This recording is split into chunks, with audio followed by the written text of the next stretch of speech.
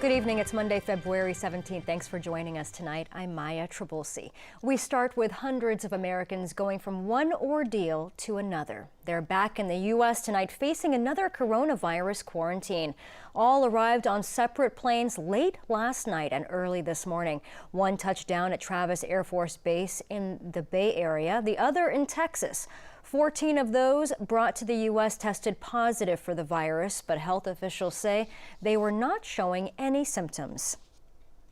Nearly 200 people at Miramar know what that group is going through. Tonight, they're counting the hours until they can get back to their regular lives. KPBS reporter Matt Hoffman is live at Miramar with an update on their situation and the cases confirmed in San Diego. Matt. Yeah, Maya, around 160 people from Wuhan, China, staying here at MCAS Miramar will be released tomorrow. Now, they've all been under a federally mandated 14-day quarantine period here at the base since coming from the epicenter of the outbreak. Now, we do know that at least 2 of those people have tested positive for the coronavirus, also being called COVID-19. They're staying at UC San Diego Medical Center in Hillcrest. Now, the good news, the medical center is telling us there are no other additional patients there under observation for the virus. And we know that there is one kid at Rady Children's Hospital that is still under observation. But all this coming as just before the weekend, county health officials declared a local public health emergency. This is in order to position us to be prepared with additional access to resources. The local emergency comes as the CDC says they expect the coronavirus to spread in the U.S. over the next year.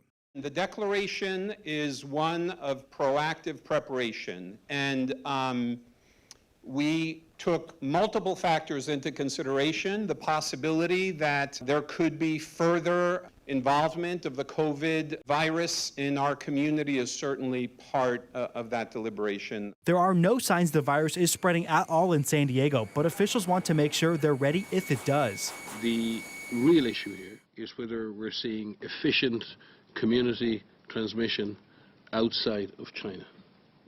And at the present time, we're not observing that. The World Health Organization says they are seeing some spread outside of China, but not a lot. So San Diegans shouldn't worry right now. So therefore, I think we have to be very, very careful not to drive fear in the world right now. Fear is something that is very real for some of those inside the quarantine at MCAS Miramar. Not necessarily fear of catching the virus, but fear of how the public will treat them once released. But there's a lot of people around the world who've suffered stigma and profiling and other things, and we should maybe be concerned about that and ensure that people around the world show solidarity with those affected and don't extend risk beyond what's reasonable. And again, we need to avoid stigma at all costs. Yeah, now I had a chance to talk to one man inside the quarantine here at MCAS Miramar. He says while he's really excited to go back home, he is worried, though, that people will be afraid of him and his family. He's also concerned about his daughter going to school and her being teased for him being part of this whole saga out here. Now, like we said, 160 people or so will leave the base tomorrow. And then on Thursday, about another 60. Now, that's pending that nobody is showing any signs of the virus. Here in Miramar, Matt Hoffman, KPBS News. Thanks for that report, Matt. And worldwide, the number of coronavirus cases continues to climb. Here are the latest numbers from the World Health Organization. Confirmed cases of COVID-19 now top 71,000. Of those, more than 1,700 have been fatal. 26 nations around the world are now reporting cases, including 15 cases from the U.S. And earlier, we showed you the flights that arrived carrying Americans in quarantine. Coming up, we'll have an inside look at their journey. After weeks on a cruise ship in Japan, they now face even more time isolated in the U.S. Hear from some of those who are growing weary of their situation a bit later in this newscast. Affordability is a big issue California has struggled with. San Diego has offered incentives for developers to boost housing density to ease the shortage. And now a local lawmaker wants to apply that same idea statewide. KPBS's Metro reporter Andrew Bowen has the story. All across the state, politicians are looking for ways to get more housing built. One solution may come from here in San Diego. In 2016, the City Council approved an affordable housing density bonus program. The ordinance expanded on an existing state law that gives developers a break on some regulations. In return, they have to set aside more homes for low-income households. Gonzalez says the city's program has been a success, getting more housing built at all income levels. That shows real change. It's a change I want to see for the sake of affordable housing throughout this state. Communities across California, including some here in San Diego County, can take a page from what was learned here in the city by increasing the bonus density. Gonzalez held her press conference at a new affordable housing complex for veterans that was built under the city's density bonus program. Colin Parent of the nonprofit Circulate San Diego says the city's program has spurred developers to build more affordable and market-rate housing. And so that's a great proven success. And that's exactly why we need to take this modest change to the state rules and apply it statewide. Gonzalez has introduced a second housing bill that targets housing segregation based on income. Tune in Thursday for a deeper look into that issue. Andrew Bowen, KPBS News.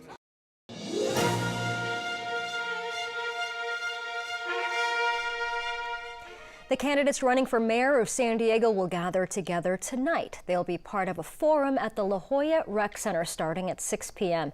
It's being put on by the group Save San Diego Neighborhoods. California is also seeing more visits from presidential candidates ahead of the March 3rd primary. Tonight, Minnesota Senator Amy Klobuchar is holding a fundraiser in L.A.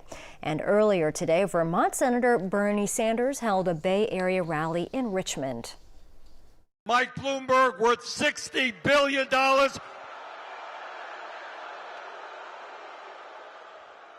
Mr. Bloomberg, like anybody else, has a right to run for president. He does not have a right to buy the presidency. The real focus this week will be right across the state line. Nevada is the first Western state in this year's primary season. As John Lawrence reports, they're trying to win over a much more diverse group of voters. Long lines of caucus goers in Nevada this weekend. More than 18,000 Democrats showed up Saturday, the first day of early voting for the state's caucuses. There's a lot of Democrats coming out to beat Donald Trump. And some of the candidates trying to do exactly that are making their case. Nevada, it's your turn now to decide who you want to be the leader of your party and the next president of the United States. And I'm here to audition. Donald Trump, you're going to be a one-term president. You're out of here. Recent national polls don't yet show a particular favorite Democratic presidential candidate in the state. The heart of America is so much bigger than the heart of this guy in the White House. We are ready to put the corruption behind us. Are you ready to put the tweets behind us? This is our chance. Early voting ends Tuesday, and the caucuses are Saturday. And candidates won't let setbacks like colds keep them from a microphone. We can make government work for the people. We just have to be willing to do it. When you see something wrong in America at 1600 Pennsylvania Avenue, you show up and fight it. President Trump is heading to Nevada this week to talk criminal justice reform with graduates who were previously incarcerated. I'm John Lawrence reporting. Early voting is already underway in California. Those who want to vote will need to register by tomorrow's deadline. The registrar's office will be open until 8 p.m. on Tuesday. You can also register online before midnight. Once you're registered, the KPBS Voter Guide can help you organize your picks. Our online resource is customizable to your area. Go through each race and ballot measure and save your choices along the way. You can find a link to the KPBS Voter Guide on our homepage, kpbs.org. He was a political pioneer in San Diego and a religious leader in his community. This weekend, Reverend George Walker Smith passed away. KPBS reporter Priya Sridhar has more on his life and his unique place in San Diego's history. Congregants of the Christ United Presbyterian Church remembered Reverend George Walker Smith Sunday. Smith served as a pastor there for decades before he retired in 2000. Reverend Smith was the first African American to be elected in San Diego when he won the race for the San Diego Board of Education in 1963. He spoke to KPBS in 2006 about the racial inequality he experienced when he first moved here. Black people in those days found it almost impossible to buy a home any place that wasn't south of Market Street. We were basically pushed in one area. Employment was something that wasn't forthcoming, and it stayed that way until the military defense plants began to open that area up. Smith also started the Catfish Club in 1970, a public forum for politicians and community members to talk about political and social issues. In his interview from 2006, he remembered the first steps civil rights leaders took in San Diego to demand equality. It was very nonviolent, never violent, but just to show up at an establishment that had been certified as a racially divisive place. And whether it was a bank, whether it was a hotel, whether it was Woodworth, where they didn't allow blacks to sit at the counter and eat, you name it. They were there, striking out against it. Smith passed away on Saturday at the age of 91. Priya Sridhar, KPBS News. America's fractured politics have created an opening for a rise in activity by hate groups. In Southern California and elsewhere, incidents of propaganda have doubled in recent years. Sarah Seidner takes a look at the new report from the Anti-Defamation League. These are the mechanics of hate, a promotional video made by a white nationalist group as it spreads its propaganda. We saw white supremacist propaganda distributions last year in 49 states. According to the Anti-Defamation League's new report, in 2019, white nationalist or supremacist propaganda exploded across the United States. The ADL's been tracking extremists for decades and decades, and this year was the highest number of propaganda distributions we have ever seen in our 100-year history. ADL CEO Jonathan Greenblatt says their report found incidents of white nationalist or supremacist groups putting up flyers, stickers, banners, and posters in public places has more than doubled from just over 1,200 in 2018 to more than 2,700 in 2019. I think there's a charged political environment, and they're trying to capitalize on the division that is so pervasive throughout society. You've seen elected officials literally adopting some of their language, using their memes, and injecting their poison into the political conversation. Last year, the President of the United States attacked progressive congresswomen of color, tweeting, "Why don't they go back and help fix the totally broken and crime-infested places from which they came?" If you're not happy here, you can leave. Even though 3 of them were born in the United States and the 4th is a naturalized citizen. Online, white supremacists praised the president's comments, one saying, "This is the kind of white nationalism we elected him for." The propaganda is often made to look innocuous, but there is often a website associated with it that leads you to the true hate-filled intentions of the group. The messaging has shown up in many forms, from banners being dropped in public places to stickers outside a politician's office to posters on college campuses. Last year, we visited Chapman University in Orange County, California, after white nationalist stickers were pasted over school flyers about an educational project exploring immigration and borders. They're flying all over the country. They do this on college campuses quite a bit. They really focus on college campuses. Chapman University Associate Professor Dr. Peter Simi has studied hate groups for decades, even living with members of the groups to get deeper insight. He says the groups are working to intimidate groups of people they hate and entice like-minded people to join their ranks. Right turn! Patriot Front is one of the groups spreading large amounts of propaganda. At times, its members come out from behind their computer keyboards and onto the streets with their hate-filled message. Its public gatherings are not widely publicized. They're over quickly, but give enough time to create videos aimed at promoting their anti-immigrant racist agenda. We don't see any signs that this extremist activity is going to slow down. Case in point, the video you're seeing, the white nationalist group uploaded this month to highlight their small masked march through the nation's capital. Sarah Seidner, CNN, Los Angeles. I'm Judy Woodruff. Tonight on the NewsHour, as people around the globe are released from quarantine, the number of Americans diagnosed with the coronavirus grows. Coming up at 7 after Evening Edition on KPBS. More now on the coronavirus impact and the effect it's having on people's lives. For example, nearly 300 Americans are back on U.S. soil after 13 days in quarantine aboard a cruise ship. And as Will Ripley shows us, the joy of being home is being overshadowed by facing yet another quarantine period here. Daybreak in Yokohama, Japan. The final day on the Diamond Princess for more than 300 Americans evacuated by the U.S. government. This is a converted cargo 747, so it has less insulation than a regular passenger jet, so layers so you can stay warm.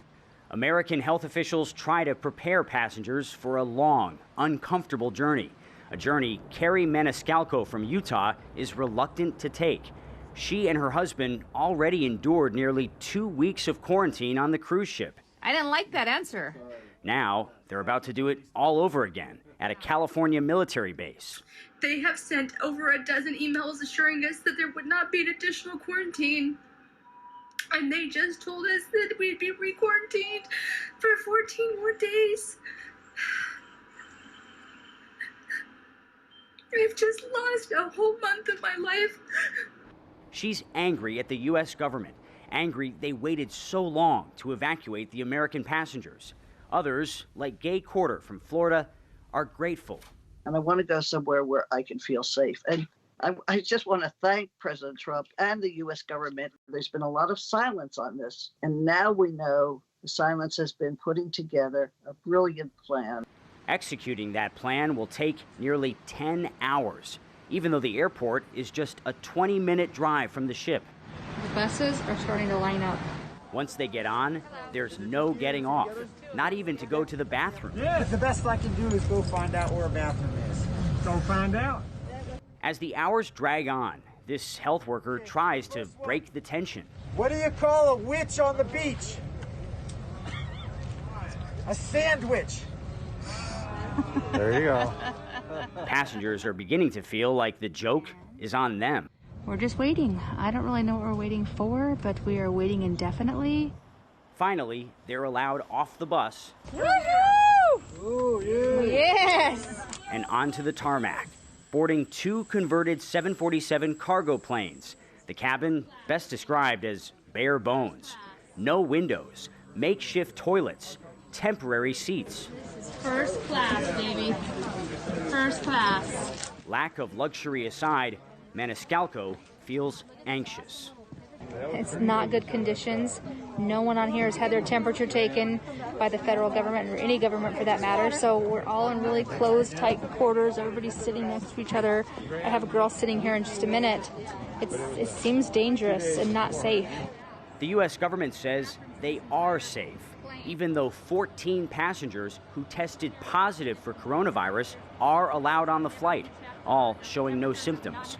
They're put in a specialized containment area, isolated from the other passengers. Just after daybreak, both planes finally take off. A long, sleepless night, followed by a 10-hour flight. Now they've arrived in California and Texas. One ordeal ends, another begins. Will Ripley, CNN, Yokohama, Japan. 3, 2, 1, 0. Ignition, liftoff. Wi-Fi that's out of this world. That is what Elon Musk is hoping for as his spacecraft company SpaceX launched yet another internet satellite called Starlink into space today. With this launch, 300 satellites have been sent up so far. The plan is to get thousands up in the hopes of offering more affordable internet to the U.S. and Canada, especially in rural areas that don't have access right now.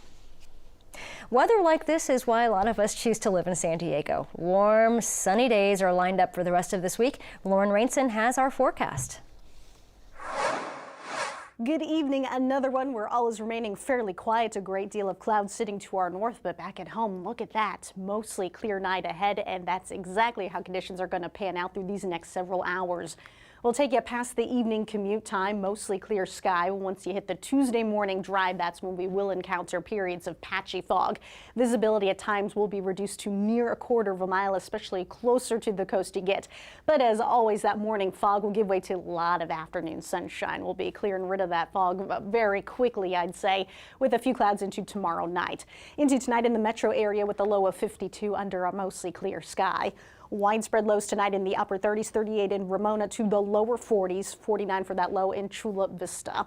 That cooler air is remaining bottled up to our north, but for us, we continue to soak up all of that sunshine and warmth as Mother Nature continues to deliver. Break back out those shades for Tuesday, 76 in El Cajon, Ramona 73, Borrego Springs. You're flirting with 80, very toasty. Dry, sun-filled stretch of weather will prevail middle toward the end of the week. If you have any travel plans through other parts of the country, heads up, especially in the south. There will be periods of wet, just downright unsettled weather. And of course, a lot of locations there continue to deal with that ongoing flooding threat. It's going to take quite some time for those folks there to clean up from that mess.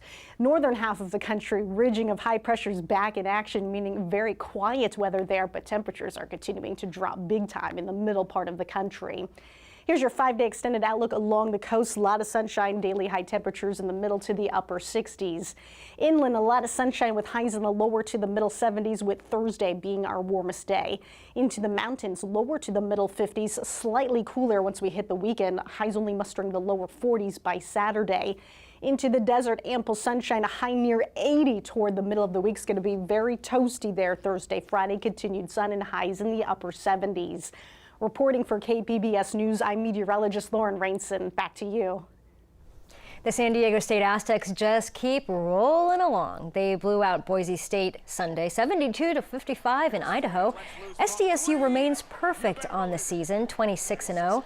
They have only 3 regular season games remaining before tournament time. The Aztecs play host to UNLV at Viejas Arena this Saturday at 4:30 p.m. With a rainbow and back tap by LeBron. Another opportunity. Leonard for 3. Great second quarter and done the same here in the third. Here's Kawhi. Last night he was named MVP of the NBA All-Star Game. He scored 30 points and hit 8 3-pointers along the way. Leonard is the first to win the Kobe Bryant MVP after the award was renamed to honor the late Lakers star. It's a local success story that's making the leap from the comic book page to digital streaming. IDW, a major force in the comics industry, is entering its 3rd decade. KPBS arts reporter Beth Accomando caught up with its publisher to talk everything from Ninja Turtles to Netflix. This was the second comic book that I ever owned. Chris Ryle surrounds himself with the things he loves, whether it's a ROM Space Knight helmet, an original panel from Lock and Key, or a rack of old newsprint comics he owned as a kid and that have a particular smell. We always talk like, can we replicate that? Can we get the newsprint back and the dot pattern coloring and all that? And I don't think people really want that anymore, but there is something that's just so thoroughly nostalgic that just brings you right back to your childhood. I love to be surrounded by the stuff that really just engaged me as a kid and the stuff that just kickstarted my love of this medium. It's a medium that's gone from newsprint to digital, yet it's also still a business where walking the floor at a convention like Comic-Con can lead to hiring an artist. It's keep an eye online and seeing what people are talking about and who people are engaged by, and walking around conventions, and there's so many people I found where I just go, that art style is beautiful. I mean, it's still very much a relationship business. You know, you meet people and talk to them and just get engaged by their creativity, and then hopefully good things happen from there. It's also about long-term relationships like the one IDW has had with Teenage Mutant Ninja Turtles co-creator Kevin Eastman, who still keeps a studio office in the IDW building. It's fun just still engaging Kevin and seeing how excited Kevin is about doing new things, and so we've become the most prolific Turtles publisher in its history, which is really cool and exciting to us. As publisher, president, and chief creative officer, Ryle is excited about what lies ahead for IDW as it enters its third decade. Top of the list at the moment is the IDW flagship property, Lock and Key, getting its own streaming show on Netflix. The show is based on a comic about a family that moves into an ancestral estate and discovers magical keys, one of which is a head key that literally opens your brain, which Ryle can identify with. You know, you look around this office and this is kind of like my own head key. You know, you're living inside my brain right now, and it's a constant thrill. Like, comics have been a thing for my entire life, and like, I'm still really excited to be able to contribute to this industry that I love so much. That love is helping fuel IDW's push to find new ways to reach and expand its audience, like with board games. You know, you sort of have the passive experience of reading the comics, and to then be able to engage with that story in a different way and play as the characters and sort of experience the world in a different way is a really fun thing. Looking for new ways to engage an audience is what Ryle says distinguishes IDW. You know, we've long since accepted the fact that superhero content is sewn up very capably by Marvel and DC, and so rather than try to compete directly, we always wanted to be an alternative to that. So we did stories originally that were more horror-based or fantasy-based or science fiction-based that maybe hit an audience once they either aged out of superhero comics or wanted just something with a different flavor. The company has had success with nonfiction graphic novels like March, Congressman John Lewis's insider view of the civil rights movement. Now IDW is partnering with the Smithsonian Institute. We want to be more in that space too, doing stories that have topical relevancy and historical relevancy and telling these important stories that captivate a different kind of reader. Wearing multiple hats, or maybe it's helmets, and facing constant deadlines can be stressful. The deadlines and sort of the nature of doing the periodical business is a thing that is constantly just on you and stressing you out, but at the end of it, you go, we get to make these really fun, compelling comics that fans are engaged by with these really inventive creators, and then at the end of it, you know, amidst all the stress and everything else, you go, this is maybe the best job there is. Which brings us back to that kid reading Fantastic Four, who now has the ability to create comics that ignite the imaginations of a new generation of fans who may never know the smell of newsprint. Beth Accomando, KPBS News. You can find